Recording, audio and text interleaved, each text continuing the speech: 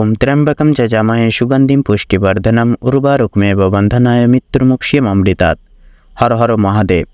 নমস্কার বন্ধুরা, কালপুরুষের রাশিচক্রের নবম বিভাগের রাশি এবং দেবগুরু বৃহস্পতির বিভাজিত গুণ সাধিত্যে সমৃদ্ধ রাশি ধনু রাশি এবং ধনু লগ্ন পরিসংগৃহীত এবং বিবৃতি করে তুলে ধরে সম্ভাব্য জুন মাসের 22 তারিখ থেকে জুলাই মাসের অর্থাৎ আগামী নতুন মাসের 10 তারিখ অবধি অর্থাৎ জুন মাসের শেষ এবং জুলাই মাসের শুরু ধনু লগ্নের জাতক জাতিকাদের জন্য সম্পূর্ণ মিশ্র ফলদায়ক এক সময়কাল হতে চলেছে।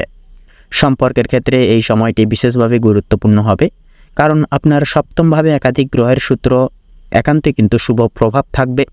কর্মজীবন এবং আর্থিক স্থিতিশীলতা বজায় রাখার জন্য বিচক্ষণতারও কিন্তু প্রয়োজন হবে। তারই সাথে সাথে এই সময়কালে নতুন যোগাযোগ এবং সামাজিক কার্যকলাপ বাড়তে পারে, তবে কিছু চ্যালেঞ্জও কিন্তু মোকাবিলা করার জন্য আপনাদেরকে একান্তই আগে থেকে প্রস্তুত থাকতে হবে। তো চলুন সবার প্রথমেই জেনে নেব ধনু লগ্ন অনুসারে 22 জুন থেকে 10 জুলাই বিভিন্ন গ্রহের অবস্থান এবং গোচর সম্পর্কে।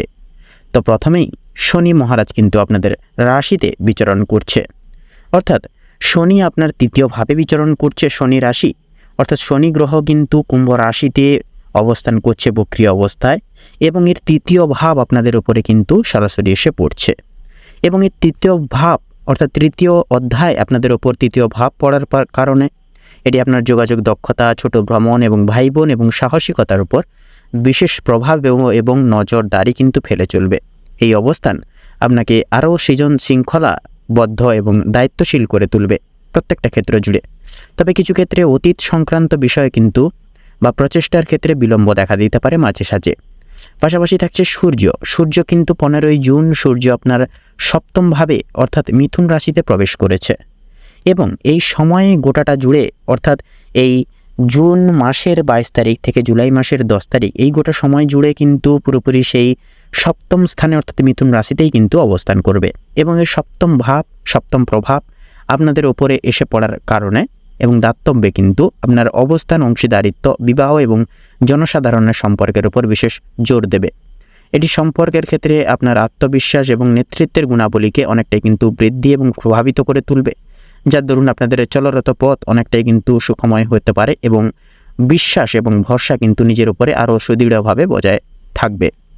পাশাপাশি এবারে থাকছে মঙ্গল কিন্তু আপনার পঞ্চম ভাবে অবস্থান করছে, যা সন্তান, শিক্ষা, সৃজনশীলতা, প্রেম এবং ফাটকা বিনিয়োগকে কিন্তু বিশেষভাবে প্রভাবিত করে তুলবে।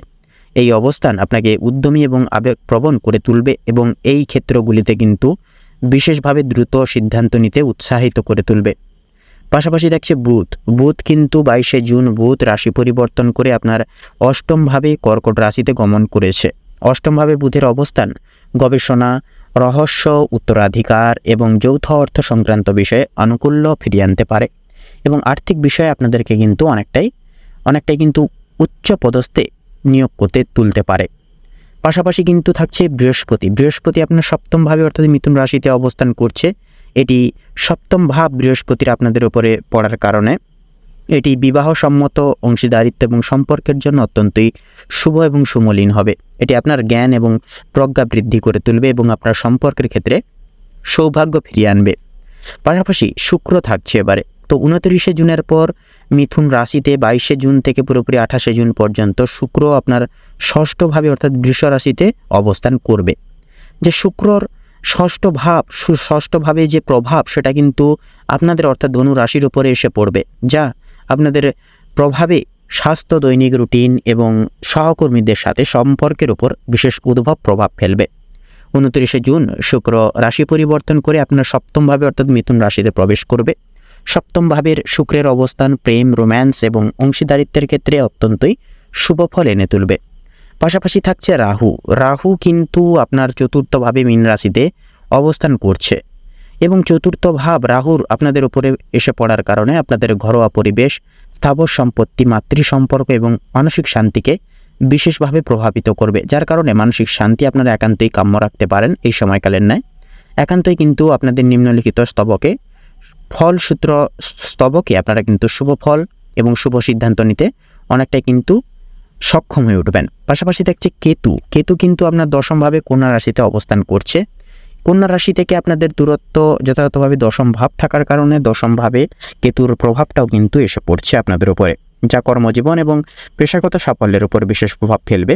এটি আপনাকে কর্মক্ষেত্রে কিছুটা পরিবর্তন এবং অপ্রত্যাশিতভাবে কিন্তু সুযোগ নিয়ে আসতে পারে। পাশাপাশি এবারে আরও বিস্তারিতভাবে জানব ধনুলগ্নের ক্ষেত্রে বিভিন্ন ক্ষেত্রে সম্ভাব্য বিকিরণের এই গ্রহ নক্ষত্রের গোচর এবং প্রভাব সম্পর্কে।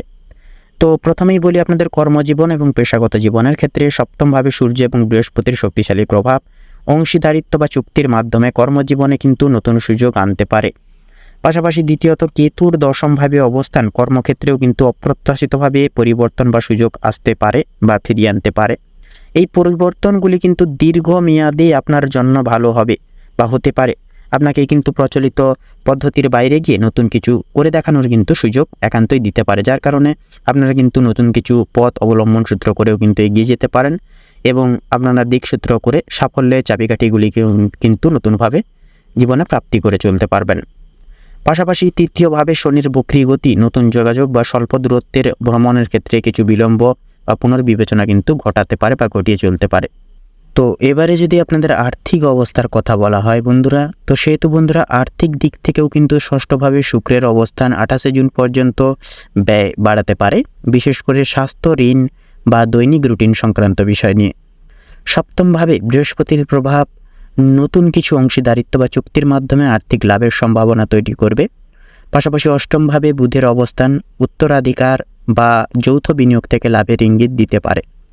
পাশাপাশি রাহুর চতুর্থভাবে অবস্থান স্থাবর সম্পত্তি বা গৃহস্থালী সংক্রান্ত বিষয় নিয়ে অপ্রত্যাশিতভাবে ব্যয় বা লাভ উভয় ক্ষেত্রেই কিন্তু ঘটিয়ে তুলতে পারে। পাশাপাশি আর্থিক পরিকল্পনায় বিচক্ষণতা এবং সঞ্চয়ের উপর একান্তই জোর দিয়ে চলুন, তাতেই কিন্তু মঙ্গল সাধিত্য এবং মঙ্গলময় হয়ে উঠবে। তো এবারে যদি আপনাদের পারিবারিক অর্থাৎ সম্পর্ক এবং পারিবারিক ভিত্তির কথা বলা হয়, তো সম্পর্কের ক্ষেত্রে জুন মাসের শেষ এবং জুলাই মাসের শুরু অত্যন্তই গুরুত্বপূর্ণ হবে।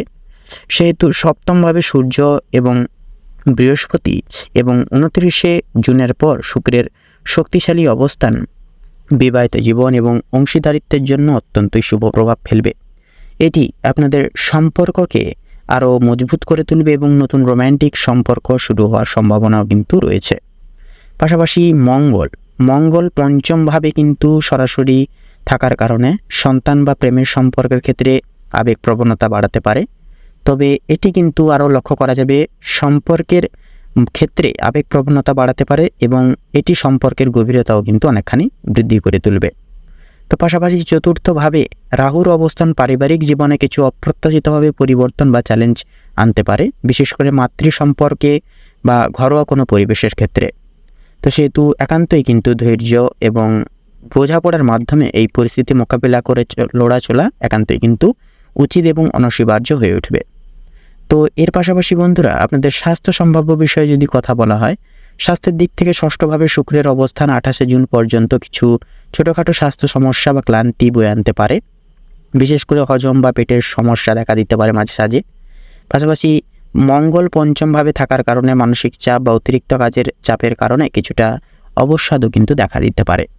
পাশাপাশি অষ্টমভাবে বুধের অবস্থান আকস্মিক স্বাস্থ্য সমস্যা বা লুকোনো রোগ লুকোনো রোগ নির্ণয়ের দিকে কিন্তু মনোযোগ আকর্ষণ করতে পারে। তাই কোনো উপসর্গকে একান্তই উপেক্ষা করবেন না, অবশ্যই ডাক্তারি পরামর্শের সুবাদে প্রত্যেকটা নিহত্যে চলার চেষ্টা করুন। পাশাপাশি নিয়মিত বিশ্রাম, সুষম খাদ্য এবং ধ্যান আপনাকে সুস্থ থাকতে অনেকটাই সাহায্য এবং সহায়ক করে তুলবে। তো এবারে প্রত্যেকটা বিষয় জুড়ে যদি বিশেষ কিছু পরামর্শ আপনাদের ক্ষেত্রে প্রদান করা হয়, তো সেহেতু প্রথমত বলা হবে বা বলা যেতে পারে সম্পর্কের ক্ষেত্রে খোলা মনের সাথে যোগাযোগ করুন এবং সমঝোতা বজায় রাখুন। এটি আপনার ব্যক্তিগত এবং পেশাগত উভয় সম্পর্কের ক্ষেত্রেই কিন্তু ফলপ্রসূ হয়ে উঠবে। পাশাপাশি কর্মজীবনে নতুন সুযোগ গ্রহণ করুন, তবে বিচক্ষণতার সাথে সিদ্ধান্ত নিন এবং অতীতের অভিজ্ঞতা থেকে শিক্ষা গ্রহণ করে চলুন প্রতিটা ক্ষেত্রে। পাশাপাশি আর্থিক বিষয়ে ব্যয় নিয়ন্ত্রণে রাখুন এবং অপ্রত্যাশিতভাবে খরচের জন্য প্রস্তুত থাকুন। পাশাপাশি বড় আর্থিক সিদ্ধান্ত নেওয়ার আগে একান্তই বিশেষজ্ঞদের একান্তই পরামর্শ নিয়ে চলুন। পাশাপাশি বন্ধুরা পারিবারিক জীবনে শান্তি বজায় রাখার জন্য যত্নশীল হন এবং অপ্রীতিকর অপ্রত্যাশিতভাবে পরিবর্তনের সাথে মানিয়ে নিতে প্রস্তুত থাকুন। এমনকি পঞ্চমার্থে নিজের স্বাস্থ্যের দিক থেকে নজর দিন এবং অপ্রয়োজনীয় চাপ একান্তই এড়িয়ে চলুন। মনকে হালকা পুলকা এবং ফ্রি রাখার চেষ্টা করুন সর্বতর ক্ষেত্রে। তো সারসংক্ষেপে জুন মাসের শেষ এবং জুলাই মাসের শুরু ধনু লগ্নের জাতক জাতিকাদের জন্য সম্পর্ক, কর্মজীবন এবং আর্থিক ক্ষেত্রে একটি মিশ্র সময়ের ইঙ্গিত দিচ্ছে। অনুকূল গ্রহের অবস্থানের পূর্ণ সদ্ব্যবহার করুন এবং চ্যালেঞ্জগুলি ধৈর্য এবং বিচক্ষণতার সাথে মোকাবিলা করে লড়ে চলুন। তো মূলত বন্ধুরা, ধনু লগ্ন অনুসারে আপনাদের ক্ষেত্রে শুভ সংখ্যাটি হচ্ছে, শুভ সংখ্যাগুলি যদি বলা হয় তাহলে হবে 12 থেকে পুরোপুরি 17-র মধ্যে প্রত্যেকটা সংখ্যাগুলি। শুভ দিক দক্ষিণ এবং পূর্ব, শুভ রং কমলা এবং গোলাপি, শুভরত্ন লাল প্রবাল এবং পান্না। তো বন্ধুরা, আপনারা সকলে ভালো থাকুন, সুস্থ থাকুন, সতর্ক থাকুন। ঈশ্বরের কৃপায় আপনাদের দৈনন্দিন জীবন সুখ স্বাচ্ছন্দ্যে ভরে উঠুক। নমস্কার।